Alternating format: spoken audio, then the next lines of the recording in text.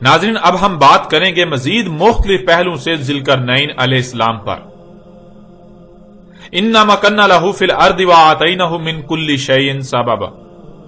اس میں کچھ شک نہیں، ذوالقرنین وہ تھا جسے مکن دیا تھا ہم نے زمین میں، یعنی ذوالقرنین وہ تھا جسے ہم نے زمین میں اقتدار و اختیار دیا تھا۔ اللہ سبحانہ وتعالیٰ نے زمین میں مکن دیا تھا، تو سوال یہ پیدا ہوتا ہے کہ کیا اللہ ایسے ہی کسی کو زمین میں مکن دے دیتا ہے؟ مثلا اگر آپ اپنی قیمتی سے قیمتی شے کسی کو دیکھ بھال کے لیے دیتے ہیں تو کیا ایسے ہی دے دیں گے؟ نہیں، بلکہ پہلے اسے ہر لحاظ سے آزمائیں گے۔ جب وہ آپ کی توقعات پر پورا اترے گا، جب آپ کو یقین ہو جائے گا کہ یہ آپ کی شے کی احسن طریقے سے دیکھ بھال کر سکتا ہے، جو ذمہ داری اس کو دی جائے گی اسے احسن طریقے سے پورا کر سکتا ہے، پھر آپ اس کو اس شے پر اختیار دیں گے، تب آپ اپنی امانت اس کے حوالے کریں گے۔ بالکل ایسے ہی اللہ سبحانہ وتعالیٰ کا بھی قانون ہے کہ وہ اگر کسی کو اپنی امانت دیتا ہے تو وہ ایسے ہی نہیں دے دیتا، بلکہ اللہ پہلے اسے ہر لحاظ سے آزماتا ہے، اسے آزمائشوں میں ڈالتا ہے، فتنے میں ڈالتا ہے۔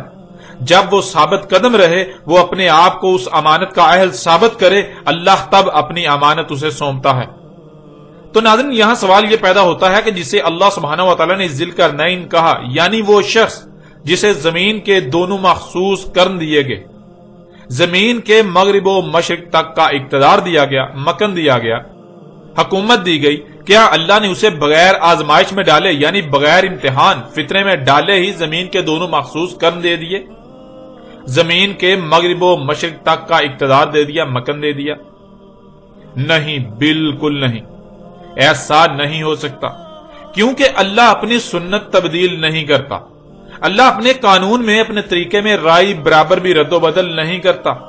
اللہ نے اسے بغیر آزمائے، یعنی بغیر فتنے میں ڈالے حکومت نہیں دی۔ اس لیے اب سوال یہ پیدا ہوتا ہے کہ وہ کون سا شخص ہے جسے اللہ سبحانہ وتعالیٰ نے ذوالقرنین کہا، یعنی زمین کے مغرب و مشرق تک کی حکومت دی، اسے اتنی بڑی امانت دینے سے پہلے کب، کہاں اور کس موقع پر آزمایا، امتحان میں ڈالا، یعنی فتنے میں ڈالا، اور وہ اس فتنے کا شکار ہو کر اس امتحان میں ناکام ہونے کی بجائے اس فتنے کو پہچان کر ثابت قدم رہا، اور اس آزمائش میں، اس امتحان میں کامیاب ہو کر اللہ کی امانت زمین کا اہل ثابت ہوا، اور پھر اللہ سبحانہ وتعالی نے اسے زمین میں مکن دیا۔ جب اللہ سے یہ سوال کیا جائے تو اللہ سبحانہ وتعالی اس سوال کا جواب قرآن کی سورہ صاد میں دیتا ہے۔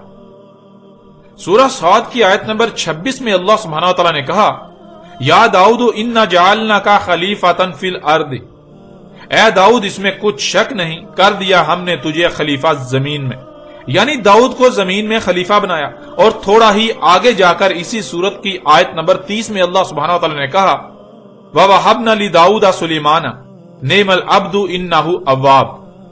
اس آیت کو سمجھنے کے لیے اس میں استعمال ہونے والے الفاظ کو جاننا بہت ضروری ہے۔ پہلا لفظ وہب اور دوسرا لفظ اواب۔ وہب کہتے ہیں کسی کو ہر طرح سے آزما کر اس وقت کوئی شے دینا جب کہ وہ ہر آزمائش پر پورا اتر کر ثابت کر دے کہ وہی اس کا اہل ہے۔ اور اواب کہتے ہیں ایسے گناہ، جرم وغیرہ سے توبہ کرنے کو جو اللہ کے غلام سے سرزد ہو، لیکن اس غلطی، گناہ یا جرم وغیرہ کا ذمہ دار غلام نہ ہو، بلکہ وہ غلام ایسا کام جو گناہ، جرم یا غلطی ہے وہ خالق و مالک کی طرف سے ہی، خالق و مالک کی غلامی سمجھ کر ہی کرے، لیکن اس وقت اسے اس کا شعور نہ ہو، اس لیے کہ خالق و مالک نے خود ہی کسی نہ کسی وجہ سے اپنے امر کے ذریعے اس سے وہ کام خود کرایا ہو۔ اور جب غلام کو اس کا شعور آ جائے، ادراک ہو جائے یا احساس ہو جائے کہ جسے وہ اپنے مالک اللہ کی غلامی سمجھ کر رہا ہے وہ تو اصل میں اس سے بغاوت ہے، وہ جرم ہے، وہ گناہ ہے، تو غلام فوراً اپنے خالق و مالک سے رجوع کرے، کیونکہ غلام کبھی بھی اپنے خالق و مالک کی نافرمانی نہیں کرتا الا یہ کہ اسے شعور نہ ہو، یا جب خالق کے قانون میں ہو کہ اب غلام نے وہ عمل ترک کرنا ہے تو خالق و مالک اپنے قانون کے مطابق اپنے غلام سے وہ عمل ترک کروا دے۔ اور یہ اللہ سبحانہ وتعالیٰ کی طرف سے اپنے غلام کے لیے امتحان کی غرض سے نہ صرف آزمائش، فتنہ ہوتا ہے، بلکہ اس کی تربیت بھی ہوتی ہے جس سے اسے علم و حکمہ حاصل ہوتے ہیں۔ یہ عربی میں اواب کہلاتا ہے۔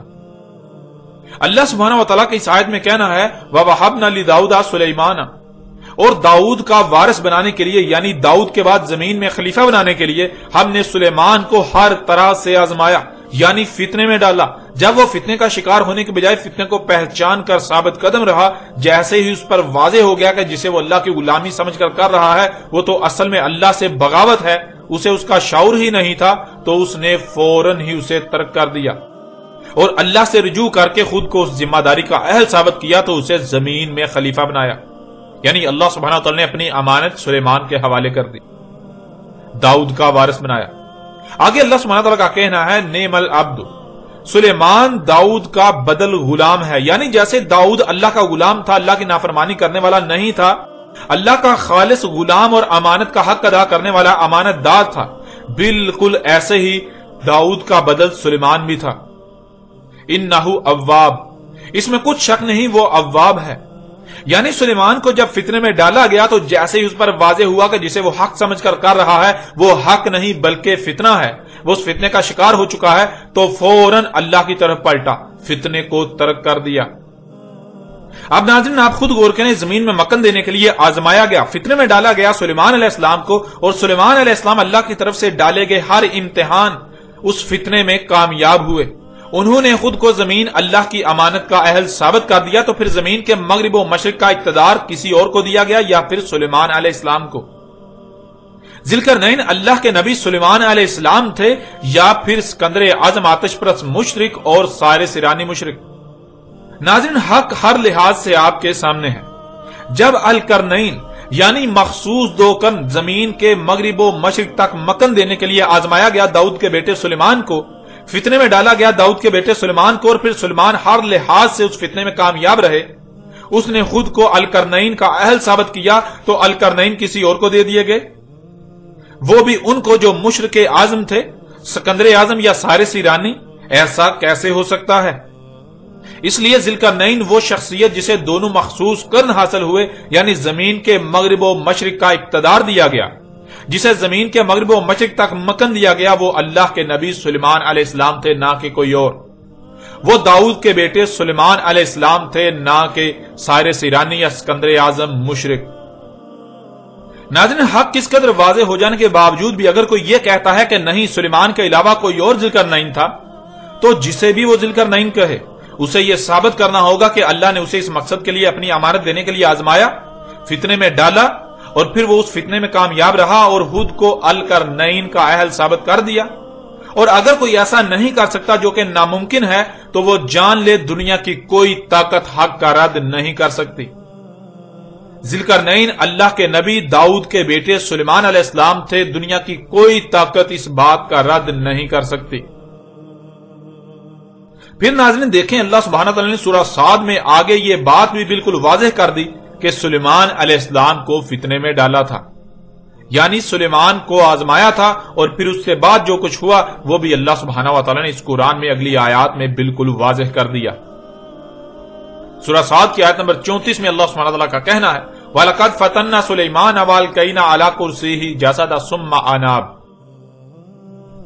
وَلَقَدْ فَتَنَّا سُلَيْمَانَ، اور تحقیق کے یعنی تم اپنی تحقیق کر لو، اپنے گوڑے دوڑا لو، جو کہا جا رہا ہے یہی حق ہے، یہی حقیقت تمہارے سامنے آئے گی کہ فتنے میں ڈالا تھا ہم نے سلیمان کو، یعنی آزمایا ہم نے سلیمان کو، اور وہ فتنہ کیا تھا اللہ سبحانہ وتعالی نے وہ بھی آگے واضح کر دیا۔ وَأَلْقَيْنَا عَلَى كُرْسِيِّهِ جَسَدًا، اور ڈالا تھا ہم نے اس کی کرسی پر ایک جسد، ثُمَّ أَنَابَ، پھر حق واضح ہونے پر فوراً پلٹا، اللہ سے رجوع کیا۔ ناظرین جیسا کہ دجال کے موضوع پر گزشتہ ایک ساتھ میں یہ بات کھول کھول کر واضح کی جا چکی کہ وہ اقوام جو اس قرآن کے نزول سے پہلے زمین پر آباد تھیں، جیسے کہ قوم نوح، قوم عاد، قوم سمود، قوم لوط، قوم شعیب یا پھر آل فرعون وغیرہ، وہ لوگ قوت میں بہت بڑھ کر تھے۔ یعنی آج انسانوں کو جو قوت حاصل ہے مشینوں کی صورت میں، ایجادات کی صورت میں، اور بلند و بانگ عمارتوں، آسائشوں، سہولتوں، آسانیوں کی صورت میں، یا پھر اسلحے و بارود کی صورت میں، وہ قومیں موجودہ قوم یعنی دنیا میں آباد موجودہ لوگوں سے ان سب میں 90% بڑھ کر تھی۔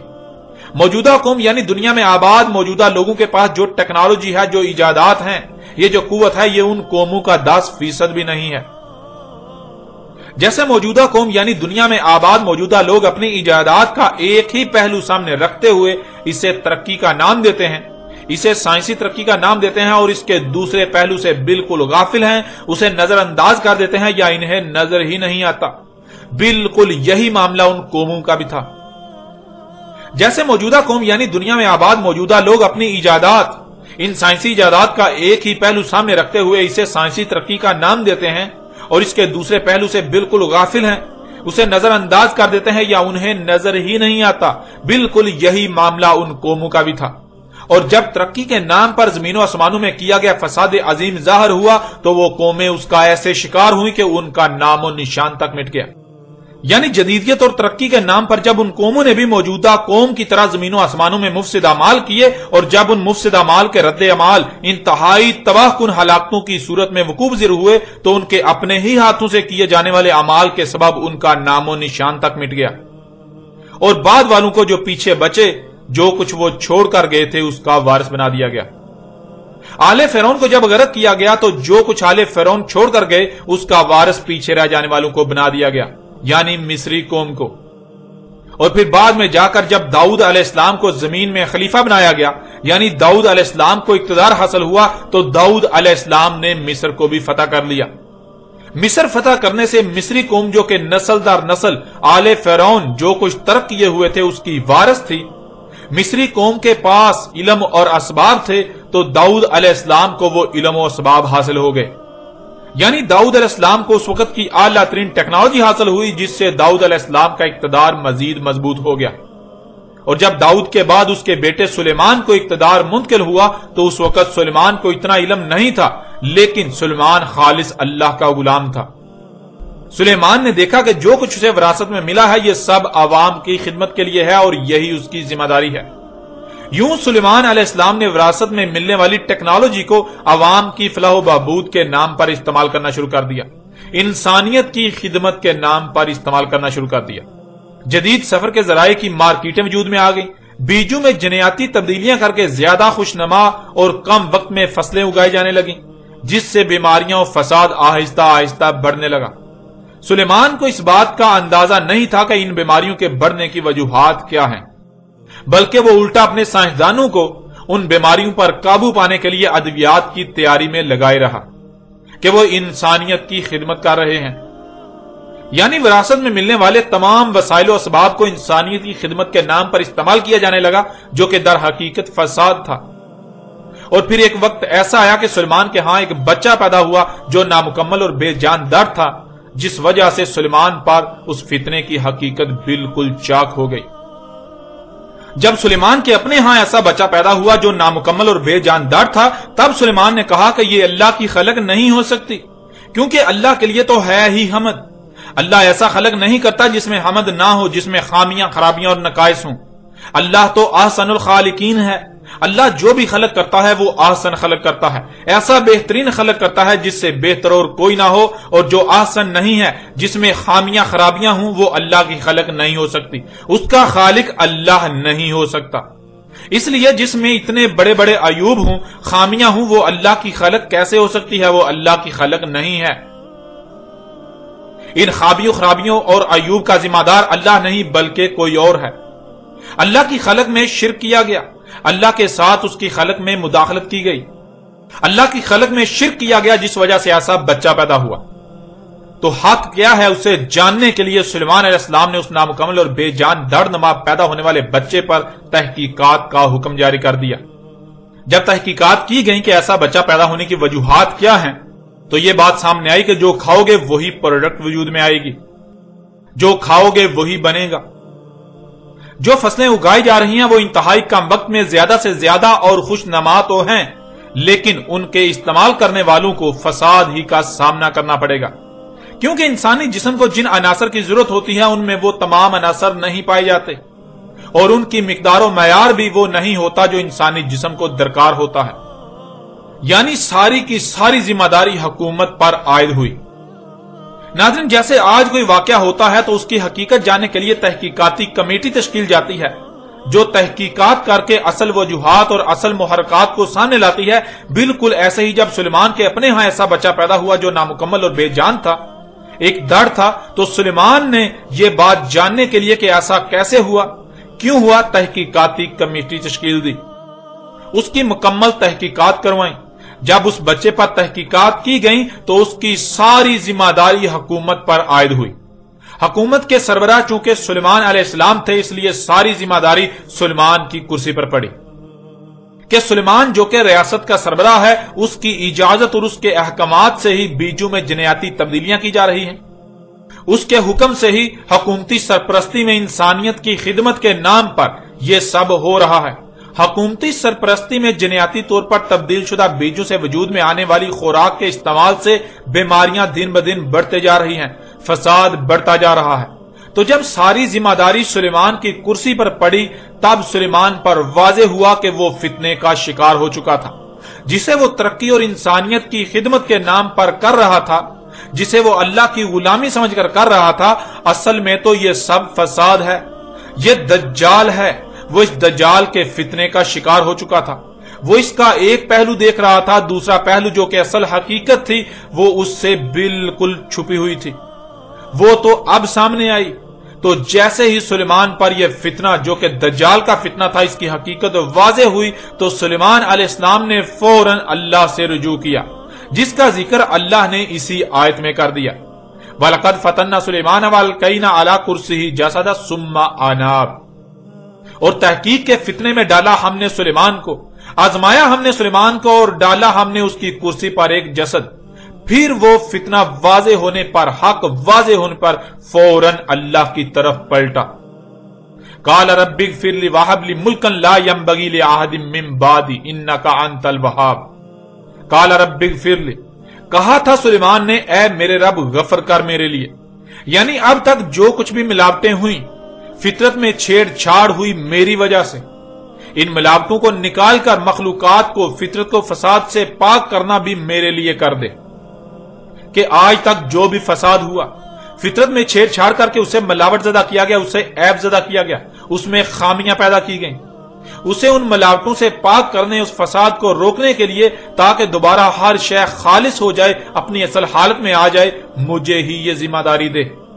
وَحَبْ لِي مُلْكًا لَا يَنْبَغِي لِأَحَدٍ مِّن بَعْدِي، اور مجھے ہر طرح سے آزما چکنے کے بعد، جبکہ میں اس کا اہل ثابت ہو چکا، ایسا ملک دے جو میرے بعد کسی ایک کے لیے بھی نہ ہو۔ اِنَّكَ أَنْتَ الْوَهَّابُ، اس میں کچھ شک نہیں، تو ہی ہے جو ہر طرح سے آزما کر اس کا اہل ثابت ہو جانے کے بعد دے رہا ہے۔ ناظرین، اسے ایک مثال سے سمجھ لیجئے۔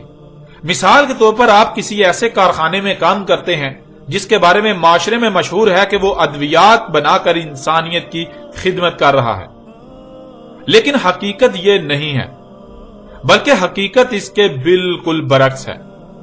حقیقت یہ ہے کہ اس کارخانے میں ادویات نہیں، بلکہ ادویات کے نام پر زہر تیار کر کے لوگوں کو کھلایا جا رہا ہے، لوگوں کی زندگیوں کے ساتھ کھیلا جا رہا ہے، اور لوگ اس دھوکے کا شکار ہیں، یعنی ہر کوئی اسے مسیحا ہی سمجھتا ہے۔ اب اگر آپ سے کوئی یہ کہتا ہے کہ آپ جس کارخانے میں کام کرتے ہیں وہاں ادویات نہیں بلکہ زہر بنا کر لوگوں کو کھلایا جا رہا ہے، لوگوں کی زندگیوں کے ساتھ کھیلا جا رہا ہے، تو کیا آپ ساری دنیا کے برعکس اس بات کو مان لیں گے؟ نہیں، آپ بالکل نہیں مانیں گے، کیونکہ آپ اپنی آنکھوں سے دیکھ رہے ہیں اور اپنے کانوں سے سن رہے ہیں کہ اکثریت کے نزدیک وہ کارخانہ ادویات بنا کر انسانیت کی خدمت کر رہا ہے۔ وہ کارخانہ اور اس کے مالکان تو انسانیت کے لیے مسیحا ہے، تو آپ اس کے بالکل برعکس بات کیسے مان سکتے ہیں؟ آپ کیسے مانیں گے؟ آپ بھی اسے مسیحا ہی تسلیم کریں گے۔ لیکن کل کو ایسا ہو کہ آپ کا اپنا بچہ بیمار ہوتا ہے، آپ اسی کارخانے کی تیار شدہ دوائی اپنے بچے کو کھلاتے ہیں جس میں آپ کام کرتے ہیں، جسے ساری دنیا مسیحا سمجھتی ہے، اور نتیجہ یہ نکلتا ہے کہ آپ کے بچے کی موت ہو جاتی ہے۔ جب بچے کا پوسٹ مارٹم کیا جاتا ہے تو پوسٹ مارٹم میں بچے کی موت کی وجہ اس دوائی کو قرار دیا جاتا ہے کہ اگر بچے کو وہ دوائی نہ دی جاتی، نہ کھلائی جاتی، تو بچے کی موت واقع نہ ہوتی، بچہ بچ جاتا۔ تو اب آپ سے سوال ہے کہ ایسی صورت میں آپ کی سوچیں، آپ کے جذبات، آپ کے خیالات، آپ کے تاثرات کیا ہوں گے؟ آپ کی چاہت کیا ہوگی؟ کیا اب بھی آپ اکثریت کی زبان بولیں گے، یا پھر اب حق آپ پر اس قدر واضح ہو چکا کہ آپ کو کسی دلیل کی کوئی ضرورت نہیں؟ اور جو آپ کے بچے کا قاتل ہو، کیا آپ اسے ایسے ہی چھوڑ دیں گے؟ معاف کر دیں گے, نظر انداز کر دیں گے؟ نہیں, بالکل نہیں. بلکہ اگر آپ کے پاس اس کارخانے کے مالکان سے بڑھ کر قوت ہو تو نہ صرف آپ مالکان سے پورا بدلہ لیں گے بلکہ کارخانے کو تباہ و برباد کر کے رکھ دیں گے, کارخانے کو صفحہ ہستی سے مٹا کر رکھ دیں گے. اور اگر آپ کے پاس قوت نہ ہو لیکن کوئی آپ کے سامنے ایسا ہو جو آپ کو اتنی قوت دے سکے تو آپ کیا کریں گے؟ آپ کیا چاہیں گے؟ تھوڑا سا غور کریں, حقیقت آپ کے سامنے ہے. آپ یہی چاہیں گے اور یہی کہیں گے کہ اگر مجھے اتنی قوت دے دی جائے جتنی درکار ہے تو میں کارخانے اور اس کے مالکان کو صفحہ ہستی سے مٹا دوں تاکہ آج جو میرے ساتھ ہوا کل کو کسی دوسرے کے ساتھ نہ ہو. بالکل ایسے ہی جب تک سلیمان کے اپنے سر پر نہیں پڑی سلیمان پر حق واضح نہیں ہوا. سلیمان کی سربراہی میں انسانیت کی خدمت کے نام پر فساد ہوتا رہا, بالکل ایسے ہی جیسے آج ہو رہا ہے. ہر کوئی موجودہ ایجادات اور سائنس کے دن بدن آگے بڑھنے کو ترقی اور انسانیت کی خدمت قرار دے رہا ہے. لیکن جیسے ہی سلیمان کے اپنے سر پر پڑی اور سلیمان پر حقیقت واضح ہوئی, دجال کا قتل ہو گیا, تو سلیمان نے دیکھا کہ اس وقت تو پوری کی پوری دنیا میں ترقی کے نام پر فساد ہو رہا ہے. تو سلیمان نے اپنے رب سے دعا کیا, میرے رب مجھے تو نے فتنے میں ڈالا جو کہ اب مجھ پر واضح ہو چکا, تو اگر تو مجھے ایسا ملک دیتا ہے جو میرے بعد کسی ایک کے لیے بھی نہ ہو تو میں پوری زمین کو اس دجال کے فتنے سے پاک کر دوں گا. مسیحاؤں انسانیت کے خدمتگاروں کے نام پر مفسدین کو ان کے کیے کی سزا دوں گا. زمین میں ہونے والے فساد کو روک کر پوری زمین کو اس فتنے سے پاک کر دوں گا. اور تو مجھے آزما بھی چکا ہے. اب جبکہ میں فتنے میں کامیاب ہو چکا, مجھ پر بالکل واضح ہو چکا کہ یہ ترقی نہیں بلکہ یہ تو دجال کا فتنہ ہے, تو میں اس ذمہ داری کا اہل ثابت ہو چکا. تو مجھے ایسا ملک دے, یعنی زمین کے مغرب و مشرق تک مکن دے. اور اللہ نے سلیمان کی اس دعا کو قبول کرتے ہوئے القرنین یعنی 2 مخصوص قرن زمین کے مغرب و مشرق تک کا اقتدار و اختیار دیا. اب ناظرین آپ خود غور کریں کہ ذوالقرنین یعنی وہ شخصیت جسے 2 مخصوص قرن دیے گئے جو کہ زمین کے مغرب و مشرق تک کا مکن ہے, وہ کون ہے؟ کیا وہ سلیمان کے علاوہ کوئی دوسرا ہے؟ کوئی دوسرا ہو سکتا ہے؟ نہیں, بالکل نہیں. وہ اللہ کے نبی سلیمان علیہ السلام تھے, نہ کہ اسکندر اعظم یا سائرس ایرانی نامی مشرکین. ناظرین آپ نے جان لیا کہ سلیمان علیہ السلام نے اپنے رب سے ایسا ملک مانگا جو اس کے بعد کسی ایک کے لیے بھی نہ ہو, اور ایسا ملک جسے دیا گیا اسے قرآن میں ذوالقرنین کہا گیا. تو کیا ذوالقرنین سلیمان کے علاوہ کوئی اور ہو سکتا ہے؟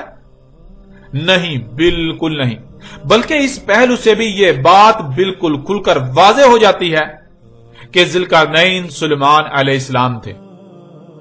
اب ناظرین ذرا غور کریں, سلیمان علیہ السلام نے اللہ سے ایسا ملک اس لیے مانگا تاکہ وہ پوری زمین کو دجال کے فتنے سے پاک کر دیں, جس کے لیے ہر شے سے اسباب کی ضرورت تھی.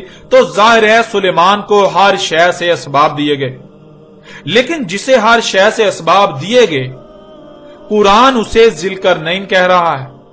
تو پھر ذوالقرنین کون ہوا؟ اس پہلو سے بھی بالکل واضح ہو جاتا ہے کہ ذوالقرنین سلیمان علیہ السلام تھے, نہ کہ کوئی اور. سلیمان نے ملک عظیم مانگا تھا, جس سے یہ بات بالکل واضح ہو جاتی ہے کہ سلیمان کے پاس زمین کے مغرب میں ہونے والے فساد کی خبریں بھی آئیں اور اسی طرح زمین کے مشرق میں ہونے والے فساد کی خبریں بھی. اور پھر سلیمان نے نہ صرف زمین کے مغرب جہاں خشکی ختم ہو جاتی ہے, آگے سمندر ہی سمندر ہے, وہاں تک کا سفر کیا, وہاں تک زمین کو فساد سے پاک کیا, مفسدین کو ان کے کیے کی سزا دی, شیاطین کو قتل و قید کیا, اور جو کچھ کرنا لازم تھا وہ کیا. بلکہ بالکل اسی طرح زمین کے مشرق میں جہاں خشکی ختم ہو جاتی ہے اور آگے سمندر ہی سمندر ہے, وہاں بھی کیا. تو اس کا قرآن میں ذکر آنا لازم ہے. اور جب قرآن سے سوال کیا جائے تو قرآن میں سورہ الکہف کے اسی مقام پر ہی اس سب کا ذکر کیا جا رہا ہے. اور جس نے زمین کے مغرب و مشرق کے سفر کیے, وہاں مفسدین کو قتل و قید کیا, زمین کی اصلاح کی, زمین کو فساد سے پاک کیا, اسے ذوالقرنین کہا جا رہا ہے. اب آپ خود فیصلہ کریں کہ ذوالقرنین کون ہے. کیا سلیمان کے علاوہ کوئی دوسرا ذوالقرنین ہو سکتا ہے؟ نہیں, بالکل نہیں. ذوالقرنین اللہ کے نبی سلیمان علیہ السلام تھے، نہ کہ اسکندر اعظم یا سائرس ایرانی نامی مشرکین۔ پھر ناظرین سورہ صاد کی ان آیات میں دیکھیں جو اس وقت آپ کو سکرین پر نظر آ رہی ہیں۔ فَسَخَّرْنَا لَهُ الرِّيحَ تَجْرِي بِأَمْرِهِ رُخَاءً حَيْثُ أَصَابَ، بس سخر کر دی ہم نے اس کے لیے ہوا، یعنی اس کے اختیار میں دے دیا ہم نے ہوا کو، جو اس کے امر سے بہتی تھی، جو کہ اس کے تیز ترین سواری کے ذرائع تھے جہاں کہیں بھی اس کو جانا ہوتا تھا۔ وَالشَّيَاطِينَ كُلَّ بَنَاءٍ وَغَوَّاصٍ، اور شیاطین کو اس کے اختیار میں دے دیا، یعنی شیاطین پر اسے دسترس دے دی، جو ہر طرح کی تعمیرات کرنے والے تھے، مادی یا غیر مادی تعمیرات، اور وہ تعمیرات بھی سمندروں میں پانیوں میں غوطہ زن ہو کر بنائی گئیں، یا وہ شیاطین بھی اس کی دسترس میں دے دیے جو پانیوں میں سمندروں میں غوطہ خوری کرنے والے تھے۔ وَآخَرِينَ مُقَرَّنِينَ فِي الْأَصْفَادِ، اور دوسرے وہ شیاطین بھی اس کے اختیار میں دے دیے، ان دوسرے شیاطین پر بھی اسے دسترس دے دی جسے اس نے ہتھ کڑیوں زنجیروں وغیرہ میں جکڑا، انہیں قید کیا، ان کی رہائی کو مشروط کر دیا۔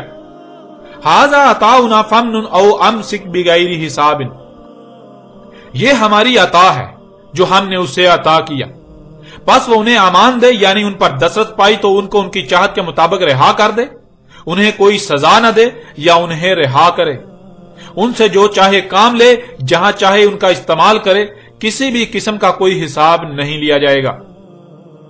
سلیمان علیہ السلام کو جب دجال کے فتنے میں ڈالا گیا اور انہوں نے دجال کے فتنے کو پہچان کر فوراً اللہ سے رجوع کیا، اللہ کی امانت کے اہل ثابت ہوئے، تو سلیمان علیہ السلام نے ایسا ملک مانگا جو اس کے بعد کسی ایک کو بھی نہ دیا جائے، جو اس کے بعد کسی ایک کے لیے بھی نہ ہو۔ تو نہ صرف سلیمان کو ایسا ملک دیا گیا، بلکہ اگلی آیات میں اللہ سبحانہ وتعالی نے جو کچھ سلیمان کو عطا کیا اور جیسے عطا کیا اس کا ذکر بھی کر دیا، جیسے کہ سلیمان کے لیے ہوا کو مسخر کیا اور وہ اپنے تیز ترین سواری کے ذرائع سے جہاں چاہتے انتہائی تیز رفتاری سے سفر کرتے۔ یہاں سوال یہ پیدا ہوتا ہے کہ وہ سفر انہوں نے کہاں اور کیوں کیے؟ تو اگلی ہی آیات میں اس سوال کا جواب بھی دے دیا۔ سلیمان کو ایسے ایسے ماہر شیاطین پر دسترس دی گئی جو ہر طرح کی مادی اور غیر مادی تعمیرات کے ماہر تھے، اور وہ بھی جو پانیوں میں سمندروں میں غوطہ خوری کے ماہر تھے، اور وہ شیاطین بھی جنہیں سلیمان نے ہتھ کڑیوں میں مضبوطی سے جکڑ کر قید کیا، جن کی رہائی کو مشروط کر دیا۔ تو جب سلیمان نے ان لوگوں پر دسترس پائی تو اللہ نے سلیمان سے کہا کہ انہیں امان دے یا ان سے کام لے، انہیں قید کر، انہیں سزا دے، تجھ سے کسی قسم کا کوئی حساب نہیں لیا جانے والا۔ ناظرین، اس سے پہلی بات تو یہ ثابت ہو جاتی ہے کہ سلیمان نے تیز ترین فضائی سفر کے ذرائع سے جو سفر کیے، ان کا مقصد زمین میں ہونے والے فساد کی جڑ مفسدین شیاطین، جنہیں انسان سائنسدانوں کا نام دیتے ہیں، یا وہ لوگ جو دنیا پر براہ راست اثر انداز ہونے کی صلاحیت رکھتے ہیں، ان تک پہنچنے، ان پر دسترس پانے کے لیے سفر کیے۔ اور پھر جب انہیں قتل و قید کیا تو اس کا اختیار بھی اللہ نے سلیمان کو ہی دے دیا، سلیمان جو چاہے ان کے ساتھ کرے۔ اور حیران کن طور پر اسی واقعے کو ایک دوسرے پہلو سے سورہ الکہف میں سلیمان کی جگہ ذوالقرنین کا لفظ استعمال کرتے ہوئے بیان کیا گیا۔ فَأَتْبَعَ سَبَبًا حَتَّى إِذَا بَلَغَ مَغْرِبَ الشَّمْسِ وَجَدَهَا تَغْرُبُ فِي عَيْنٍ حَامِئَةٍ وَوَجَدَ عِندَهَا قَوْمًا قُلْنَا يَا ذَا الْقَرْنَيْنِ إِمَّا أَن تُعَذِّبَ وَإِمَّا أَن تَتَّخِذَ فِيهِمْ حُسْنًا قَالَ أَمَّا مَنْ ظَلَمَ فَسَوْفَ نُعَذِّبُهُ ثُمَّ يُرَدُّ إِلَى رَبِّهِ فَيُعَذِّبُهُ عَذَابًا نُكْرًا وَأَمَّا مَنْ آمَنَ وَعَمِلَ صَالِحًا فَلَهُ جَزَاءً الْحُسْنَى وَسَنَقُولُ لَهُ مِنْ أَمْرِنَا يُسْرًا ثُمَّ أَتْبَعَ سَبَبًا حَتَّى إِذَا بَلَغَ مَطْلِعَ الشَّمْسِ وَجَدَهَا تَطْلُعُ عَلَى قَوْمٍ لَمْ نَجْعَل لَّهُم مِّن دُونِهَا سِتْرًا كَذَلِكَ وَقَدْ أَحَطْنَا بِمَا لَدَيْهِ خُبْرًا ثُمَّ أَتْبَعَ سَبَبًا حَتَّى إِذَا بَلَغَ بَيْنَ السَّدَيْنِ وَجَدَ مِن دُونِهِمَا قَوْمًا لَا يَكَادُونَ يَفْقَهُونَ قَوْلًا۔ ناظرین، وہ شخصیت جسے ذوالقرنین کہا گیا، اس کی پہچان کے لیے بتا دیا گیا کہ ذوالقرنین وہ ہے جس کو نہ صرف زمین میں مکن دیا بلکہ ہر شے سے اسباب دیے۔ ان اسباب میں سے سبب کے ذریعے جب اس کے پاس خبر آئی زمین کے مغرب کی طرف ہونے والے فساد کی تو اس نے اس کی اتباع کی، یعنی اس کے پیچھے پڑا۔ پھر جہاں پہنچا وہاں ایک ایسی قوم کو پایا جو مفسد قوم تھی، یعنی زمین میں فساد کرنے والے لوگ۔ اور جب ذوالقرنین نے ان پر دسترس پا لی تو اللہ نے کہا قُلْنَا يَا ذَا الْقَرْنَيْنِ إِمَّا أَن تُعَذِّبَ وَإِمَّا أَن تَتَّخِذَ فِيهِمْ حُسْنًا، اے ذوالقرنین، یعنی اے وہ جسے دو مخصوص کر دیے گئے زمین کے مغرب و مشرق، تجھے اختیار ہے، تو جو چاہے ان کے ساتھ کر۔ اگر تو چاہے تو انہوں نے جو فساد کیا ان کے کیے کہ انہیں سزا دے، اور تو چاہے تو ان کو سزا دینے کے بجائے ان میں حسن اخذ کر۔ یعنی زمین میں ہونے والے فساد کی روک تھام کے لیے اگر یہ تیرے کام آ سکتے ہیں، مخلوقات پر احسان کرنے کے لیے یہ تیرے کام آ سکتے ہیں، تو ان سے وہ کام لے، تجھ سے ان کے بارے میں کوئی حساب نہیں لیا جائے گا۔ اور پھر جب وہ شخصیت جسے ذوالقرنین کہا گیا وہ مشرق میں پہنچی اسباب کی اتباع میں، تو وہاں بھی اس نے وہی کیا اور وہاں بھی اللہ نے اس سے وہی کہا۔ اب ناظرین آپ خود غور کریں، اللہ سبحانہ تعالیٰ نے ایک ہی واقعے کو دو مختلف پہلو سے قرآن میں بیان کیا۔ ایک مقام پر نام کے ساتھ ذکر کیا سلیمان، اور دوسرے مقام پر سلیمان نام کی بجائے لفظ ذوالقرنین کا استعمال کیا، جس کے معنی وہ شخص جسے دونوں مخصوص کرن حاصل ہوئے، جو کہ زمین کے مغرب و مشرق تک مکن ہے۔ اس پہلو سے بھی یہ بات بالکل کھل کر واضح ہو جاتی ہے کہ ذوالقرنین کوئی اور نہیں بلکہ اللہ کے نبی سلیمان علیہ السلام تھے۔ وہ سلیمان علیہ السلام ہی تھے جس نے مغرب و مشرق کے سفر کیے اور وہاں شیاطین جو کہ زمین میں فساد کے ذمہ دار تھے ان پر دسترس پائی، تو انہیں اللہ نے ہر قسم کا اختیار دے دیا کہ انہیں سزا دے، یا پھر وہ زمین میں فساد ختم کرنے میں، زمین کی اصلاح کرنے میں معاون ثابت ہوتے ہیں تو ان سے کام لے، اس سے کوئی حساب نہیں لیا جائے گا۔ اس لیے ذوالقرنین کوئی اور نہیں بلکہ سلیمان علیہ السلام تھے۔ پھر ناظرین ذرا غور کریں، جب ذوالقرنین مغرب و مشرق میں زیر سمندر بنائی جانے والی سدین یعنی دو رکاوٹوں کے درمیان پہنچا، تو وہاں جس قوم یعنی جن لوگوں کو پایا ان کے بارے میں قرآن کیا کہتا ہے؟ ثم اتبع سببا حتى اذا بلغ بين السدين وجد من دونهما قوما لا يكادون يفقهون قولا۔ پھر اس نے اتباع کی سبب کی یہاں تک کہ پہنچا مغرب اور مشرق والی دونوں رکاوٹوں کے درمیان، یعنی پہلے اس نے مغرب کا سفر کیا، وہاں مفسدین شیاطین کو قتل و قید کیا تو وہاں ایک صد قائم کی، پھر مشرق کی طرف سفر کیا تو وہاں بھی وہی کیا، وہاں بھی ایک صد قائم کی، پھر ان صدین یعنی مغرب و مشرق والی دونوں رکاوٹوں کے درمیان پہنچا تو وہاں بھی نہ صرف دو رکاوٹیں پائیں بلکہ ان کے علاوہ ایک قوم کو بھی پایا، ایسی قوم جو کسی ایک بھی بات کو سمجھنے کے قریب بھی نہ تھی۔ لیکن اس کے باوجود وہ شخصیت جسے ذوالقرنین کہا گیا اس نے نہ صرف ان کی ہر بات کو سمجھا بلکہ انہیں اپنی ہر بات سمجھائی بھی۔ اب ناظرین ذرا غور کریں، اگر سکندر اعظم یونانی یا سائرس ایرانی مشرکین ان دونوں میں سے کوئی ایک بھی ذوالقرنین تھا تو انہیں ایسی صلاحیت حاصل تھی کہ وہ کسی ایسی قوم سے بات چیت کر سکتے تھے، ان کا مسئلہ سمجھ سکتے تھے، انہیں اپنی ہر بات سمجھا سکتے تھے، جو لوگ کسی ایک بھی بات کو سمجھنے والے نہیں تھے۔ اور اگر اللہ سے سوال کریں کہ اے اللہ وہ کون سا شخص تھا جسے ایسے اسباب بھی دیے گئے جن کے ذریعے وہ ان سے بھی بآسانی کلام کر سکتا تھا جو کوئی ایک بھی بات سمجھنے کی صلاحیت نہیں رکھتے تھے، تو اللہ نے اس سوال کا جواب بھی قرآن میں بالکل واضح دے دیا۔ سورہ نمل کی آیت نمبر 18 اور 19 میں اللہ سبحانہ وتعالی کا کہنا ہے حتی اذا اتوا علی واد النمل قالت نملۃ یا ایھا النمل ادخلوا مساکنکم لا یحطمنکم سلیمان وجنودہ وهم لا یشعرون فتبسم ضاحکا من قولها وقال ربی اوزینی ان اشکر نعمتک التی انعمت علی وعلی والدی وان اعمل صالحا ترضاہ وادخلنی برحمتک فی عبادک الصالحین۔ سورہ نمل کی ان آیات میں اللہ سبحانہ تعالیٰ نے یہ بات واضح کر دی کہ سلیمان علیہ السلام وہ شخصیت تھے جنہیں انسان تو انسان بلکہ جاندار یہاں تک کہ چیونٹیوں تک سے کلام کرنے کی صلاحیت دی گئی تھی۔ سلیمان علیہ السلام وہ شخصیت تھے جنہیں ایسے اسباب بھی دیے گئے تھے جن سے وہ ہر کسی سے کلام کر سکتے تھے، وہ ایسے لوگوں سے بھی کلام کر سکتے تھے، بات کر سکتے تھے جو کوئی ایک بات بھی سمجھنے کی صلاحیت نہیں رکھتے تھے۔ ناظرین سے یہ بات بالکل کھل کر واضح ہو جاتی ہے کہ ذوالقرنین کوئی اور نہیں بلکہ اللہ کے صالح نبی سلیمان علیہ السلام تھے، جنہوں نے ایک ایسی قوم سے بآسانی کلام کیا جو کسی ایک بھی بات کو سمجھنے یا سمجھانے کی صلاحیت نہیں رکھتی تھی۔ اور اگر سورہ نمل کی ان آیات کو سامنے رکھا جائے تو سلیمان علیہ السلام کا چیونٹیوں کا کلام سمجھنے کا ذکر کرنا آخر کس مقصد کے لیے قرآن میں بیان کیا گیا؟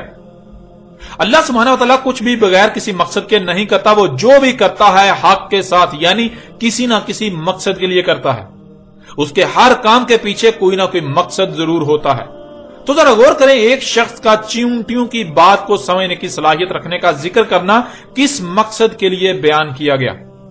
سورہ الکہف میں بیان کیے جانے والے ذوالقرنین کے واقعے کی روشنی میں دیکھیں تو یہ بات بالکل کھل کر واضح ہو جائے گی کہ اللہ سبحانہ وتعالی نے ذوالقرنین کو واضح کرنے کے لیے قرآن میں یہ آیات اتاری۔ اس کے علاوہ ان آیات کے جو مقاصد ہیں ان پر بھی آگے چل کر اپنے موضوع کے تحت بات ہوگی، لیکن یہاں اس پہلو سے بھی یہ بات بالکل کھل کر واضح ہو جاتی ہے کہ ذوالقرنین اللہ کے نبی سلیمان علیہ السلام تھے، نہ کہ کوئی اسکندر اعظم یا سائرس ایرانی نامی مشرک۔ پھر ناظرین ذرا غور کریں، جب ذوالقرنین صدعین کے درمیان پہنچا اور وہاں دو چٹانوں کے درمیان درے کو بند کیا، اس درے کو بند کرنے کے لیے 12 کلومیٹر لمبی اور 5 کلومیٹر بلند چوٹیوں پر مشتمل سد قائم کی، رکاوٹ تعمیر کی، ایسی سد جو پوری ایک قوم کے بس کا کام نہیں تھا جو ذوالقرنین نے کیا۔ ذرا غور کریں، کیا وہ سد بغیر اسباب کے بنائی جا سکتی تھی؟ اس کے لیے زبر الحدید یعنی خام صورت میں لوہا جو کہ پہاڑوں کو کاٹ کر پتھروں کی صورت میں حاصل ہوتا ہے، پہاڑوں کی مائننگ سے حاصل ہوتا ہے، وہ استعمال کیا گیا جو کہ لاکھوں ٹن پر مشتمل تھا۔ آخر وہ خام لوہا پہاڑوں سے کیسے حاصل کیا گیا؟ اس سے 12 کلومیٹر لمبی اور 5 کلومیٹر بلند آسمان کو چھوتی چوٹیاں کیسے بنائی گئیں؟ ان سب کے لیے نہ تو صرف ماہر تعمیرات جنہیں انجینئرز وغیرہ کہا جاتا ہے ان کی ضرورت ہوتی ہے، بلکہ انتہائی باری مشینری کی بھی ضرورت ہوتی ہے۔ اور یہ سب اسباب کس کو دیے گئے؟ کس کے اختیار میں ایسے ماہر انجینئرز تھے؟ پھر اس سد کی تعمیر کے لیے ہزاروں ٹن پگھلا ہوا تانبا استعمال کیا گیا۔ اتنی بڑی مقدار میں تانبا پگھلانے کے لیے نہ صرف غیر معمولی بڑے دانتوں کو پگھلانے والے برتن اور وسائل درکار ہیں، بلکہ ان برتنوں میں غیر معمولی مقدار میں پگھلے ہوئے تانبے کو اٹھا کر ہزاروں میٹر بلند چوٹیوں پر انڈیلنے کے لیے ماہر لوگوں اور غیر معمولی تعمیراتی مشینوں کا ہونا لازم ہے۔ تو یہ سب کس کو دیا گیا؟ کس کے پاس ایسے وسائل تھے اور کس نے ان وسائل کو اس مقصد کے لیے استعمال کیا؟ جب اللہ سے یہ سوالات کیے جائیں تو اللہ سبحانہ وتعالی قرآن میں ان کے جوابات یوں دیتا ہے، وَلَقَدْ آتَيْنَا دَاوُدَ مِنَّا فَضْلًا يَا جِبَالُ أَوِّبِّ مَعَهُ وَالطَّيْرَ وَأَلَنَّا لَهُ الْحَدِيدَ، اور تحقیق کہ ہم نے دیا داؤد کو ہم سے فضل، اے پہاڑوں اوبی ہو جاؤ اس کے ساتھ، اور اے فضا میں تیرنے والو تم بھی۔ یعنی پہاڑ اور فضا میں تیرنے والے اس سے پہلے طاغوت کی غلامی کر رہے تھے، لیکن وہ طاغوت کی غلامی اپنی مرضی سے نہیں بلکہ انسان کو چونکہ ان پر اختیار دیا گیا تو اللہ کی مرضی میں ہی پہاڑ اور فضا میں تیرنے والے اللہ کی بغاوت میں استعمال ہو رہے تھے مفسدین کے ہاتھوں۔ تو جیسے ہی داؤد کو زمین پر اختیار دیا گیا، پہاڑوں اور فضا میں تیرنے والوں پر داؤد کو اختیار دیا گیا، تو اب پہاڑوں اور فضا میں تیرنے والے جب داؤد کے ذریعے اللہ کی غلامی میں استعمال ہوں گے تو یہ ان کا عوب بھی ہونا ہے داؤد کے ساتھ۔ اور نرم کر دیا ہم نے اس کے لیے لوہا۔ داؤد علیہ السلام کے لیے لوہا نرم کرنے سے مراد قطعاً یہ نہیں ہے جو کچھ آج تک پھیلا دیا گیا کہ داؤد علیہ السلام ہاتھ میں لوہا پکڑتے اور وہ موم کی طرح نرم ہو جاتا۔ یہ ملاؤں کی من گڑت کہانیاں ہیں جن کا حقیقت کے ساتھ دور دور تک کوئی تعلق نہیں۔ اللہ سبحانہ و تعالیٰ نے قرآن میں بالکل واضح کر دیا کہ داؤد کو علم دیا تھا، اس علم کے ذریعے داؤد کے لیے لوہے کو نرم کر دیا، یعنی داؤد علیہ السلام کو وہ علم دیا جس علم سے لوہے کو پگھلا کر اس سے جو چاہے بنایا جا سکتا ہے۔ اس آیت میں اللہ سبحانہ و تعالیٰ نے یہ بات واضح کر دی کہ داؤد کو زمین کی اصلاح کے لیے پہاڑوں سے جو بھی نکال کر استعمال کرنا چاہتے اس کی اجازت دی گئی۔ داؤد علیہ السلام پہاڑوں سے خام صورت میں لوہا نکال کر اسے پگھلا کر خالص کرتے اور پھر اس سے ہتھیار وغیرہ بناتے، اور بعد میں سلیمان کو داؤد کا وارث بنایا گیا جیسا کہ اس آیت میں واضح کر دیا، وَوَارِثَ سُلَيْمَانَ دَاؤُدَ، یعنی جیسے پہاڑوں کو زمین کی اصلاح کے لیے جہاں بھی استعمال کرنے کی ضرورت پڑے داؤد کو اس کی اجازت دی گئی تھی، بالکل ایسے ہی وہ فضل سلیمان کو بھی حاصل ہو گیا داؤد کا وارث بننے سے۔ ناظرین، یوں اس سوال کا جواب اللہ سبحانہ تعالیٰ نے اس آیت میں ہی دے دیا کہ ذوالقرنین نے جو دو چٹانوں کو خام لوہے سے بند کیا وہ خام لوہا پہاڑوں کی صورت میں سلیمان کو عطا کیا گیا، اس لیے ذوالقرنین کوئی اور نہیں بلکہ سلیمان علیہ السلام تھے۔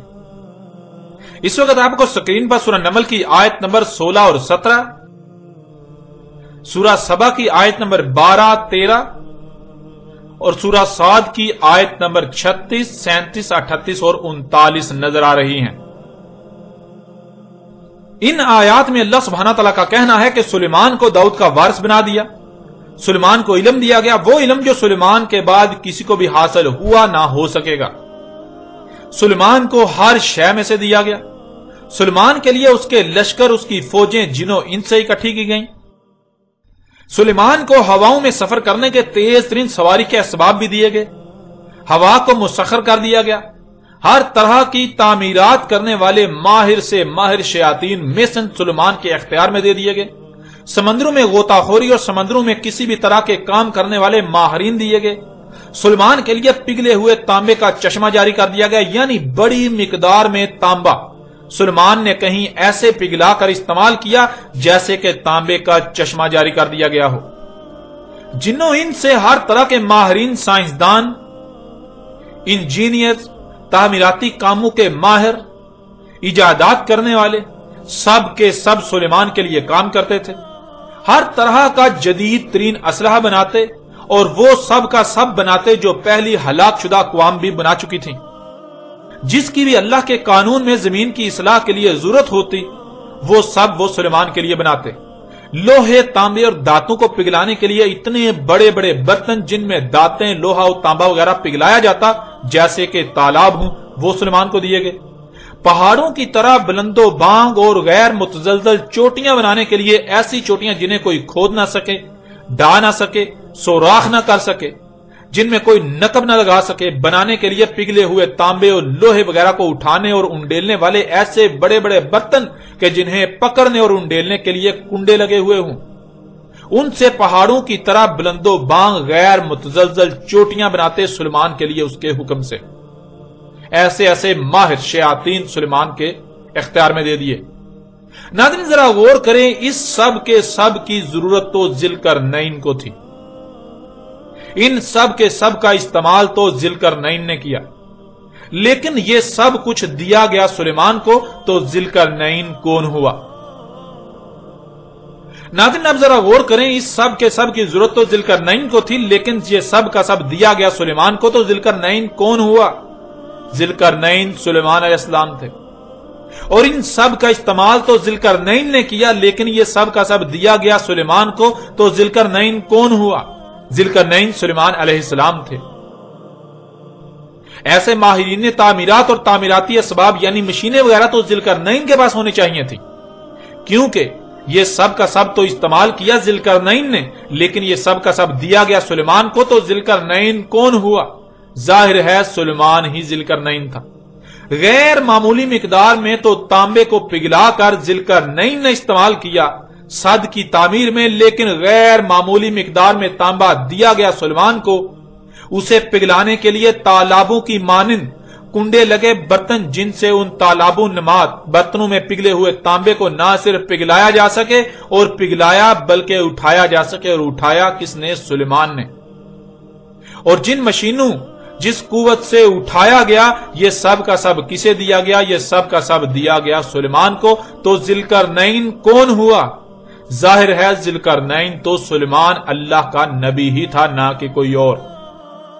پھر ناظرین 12 کلومیٹر لمبی اور 5 کلومیٹر بلند چوٹیاں بنائیں ذوالقرنین نے دو چٹانوں کو درمیان سے بند کرنے کے لیے، لیکن ان چوٹیوں کو بنانے کا تمام تر ساز و سامان اور ماہرین دیے گئے سلیمان کو، جنہوں نے سلیمان کے حکم سے ایسی بلند و بانگ اور غیر متزلزل چوٹیاں بنائیں جنہیں کوئی توڑ نہ سکے، ہلا نہ سکے، ان میں کوئی نقب نہ لگا سکے، ان میں کوئی سوراخ نہ کر سکے، انہیں کوئی ہلا نہ سکے، اور یہ بنائیں زمین میں اصلاح کی غرض سے، فساد کا رستہ روکنے کی غرض سے۔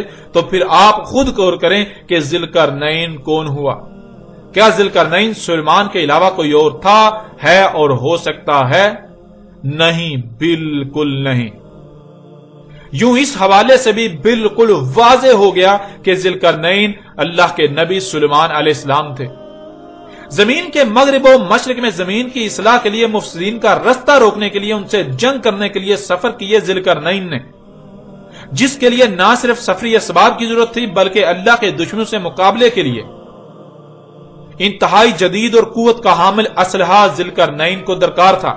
لیکن ایسا اسلحہ بنانے کے ماہرین دیے گئے سلیمان کو، ایسا اسلحہ وہ بناتے تھے سلیمان کے لیے، یعنی اسلحہ دیا گیا سلیمان کو اور استعمال کرنے والے کو ذوالقرنین کہا جا رہا ہے، تو کیا یہ دو الگ الگ شخصیات کا ذکر کیا جا رہا ہے یا پھر ایک ہی شخصیت کا ذکر کیا جا رہا ہے؟ ایک ہی شخصیت کا ایک مقام پر اس کا نام کے ساتھ ذکر کیا جا رہا ہے اور دوسرے مقام پر اس کے اسم، یعنی اسے جو خاص صلاحیت یا خاصیت حاصل تھی اس سے اس کا ذکر کیا جا رہا ہے۔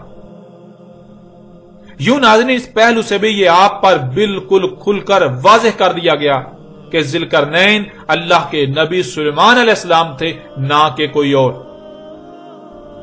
پھر ناظرین تماثیل، یعنی وہ جو گزشتہ ہلاک شدہ اقوام بنا چکی تھیں، بالکل انہی کی مثل کی ضرورت پڑی ذوالقرنین کو۔ جیسے کہ آپ دیکھتے ہیں مصر میں آج بھی آل فرعون کے غیر متزلزل چوٹیوں کی صورت میں آثار موجود ہیں، جنہیں آج اس جدید دور میں بھی معجزات اور عجائب تسلیم کیا جاتا ہے۔ قوم نوح پر طوفان آیا، اس میں لہریں پہاڑوں کی مانند کئی کئی کلومیٹر بلند تھیں، جس کی وجہ یہ تھی کہ قوم نوح اتنی بلندی پر پہنچ چکی تھی۔ ان کی عمارتیں پہاڑوں کی مانند کئی کئی کلومیٹر بلند تھیں۔ ان عمارتوں کو بنانے کے لیے غیر معمولی قوت کی حامل مشینیں تھیں، اور ان سب کی تماثیل کی ضرورت تو ذوالقرنین کو پیش آئی۔ آل فرعون کی مثل چوٹیاں تعمیر کرنے کی ضرورت تب پیش آئی جب ذوالقرنین صدین کے درمیان پہنچا۔ وہاں دو چٹانوں کو درمیان سے بند کرنا تھا، انہیں بند کرنے کے لیے قوم نوح کی تماثیل کی ضرورت تھی۔ اور ان آیات میں اللہ سبحانہ تعالیٰ کا کہنا ہے کہ جن کو سلیمان نے قید کیا ہوا تھا، شیاطین جن و انس کو، وہ سلیمان کے لیے جو اللہ کے قانون میں ہوتا تماثیل بناتے، یعنی وہ بالکل ویسا ہی بناتے جیسا ہلاک شدہ اقوام بنا چکی تھیں۔ تو ناظرین آپ غور کریں کہ پھر ذوالقرنین کون ہوا؟ کیا سلیمان کے علاوہ کوئی اور ذوالقرنین ہو سکتا ہے؟ نہیں، بالکل نہیں۔ وہ اللہ کے نبی سلیمان علیہ السلام تھے، نہ کہ اسکندر اعظم یا سائرس ایرانی نامی مشرکین۔ پھر ناظرین آپ قرآن اٹھا کر دیکھیں تو پورے قرآن میں صرف اور صرف دو مقامات پر ہی غیر معمولی مقدار میں پگھلے ہوئے تانبے کا ذکر کیا گیا۔ ان میں سے ایک مقام پر اس کے استعمال کا ذکر کیا گیا اور استعمال کرنے والے کو ذوالقرنین کہا گیا، اور دوسرے مقام پر اس کا ذکر کیا گیا جسے وہ اتنی غیر معمولی مقدار میں تانبا دیا گیا، جس نے وہ غیر معمولی مقدار میں تانبا پگھلایا، اور وہ سلیمان علیہ السلام تھے۔ اب آپ خود غور کریں کہ کیا ذوالقرنین اور سلیمان دو الگ الگ شخصیات تھیں یا پھر ایک ہی شخصیت سلیمان علیہ السلام؟ وہ سلیمان علیہ السلام تھے جنہیں دوسرے مقام پر ذوالقرنین کہا جا رہا ہے، یعنی سلیمان ہی وہ شخصیت تھی جسے دو مخصوص قرن حاصل تھے، اور دو مخصوص قرن زمین کے مغرب اور مشرق تھے۔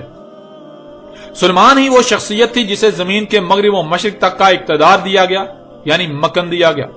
اب ناظرین دنیا کی کوئی طاقت اس حق کا رد نہیں کر سکتی کہ ذوالقرنین داؤد علیہ السلام کے بیٹے سلیمان علیہ السلام تھے۔